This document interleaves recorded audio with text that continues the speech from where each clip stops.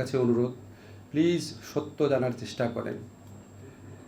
এই মিথ্যা, অত্যাচার, নিপীড়ন, দোষারোপ এগুলি হচ্ছে পরাজিত ফ্যাসিস্ট যে শক্তি আছে তার অস্ত্র ছিল। সেই অস্ত্র আমি কেন বহন করব? আমার অস্ত্র থাকবে সত্য, ঐক্য, শোষণ মুক্তি, বৈষম্য মুক্তি। সব কথা শেষ করার আগে একটা জাস্ট ঘটনা বলে নেই, তাহলে বোধহয় আমার জুলাই যারা ছাত্র আন্দোলনের নেতৃত্ব ছিলেন তাদের প্রতি শ্রদ্ধা জানানো হবে।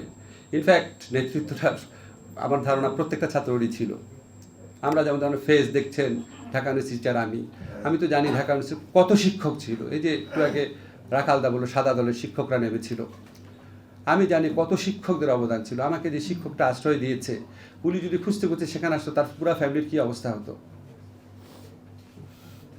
তার পুরা ফ্যামিলি, তার 2 মেয়ে, স্ত্রী প্রত্যেকে সাপোর্ট করেছে। সেরকম আপনার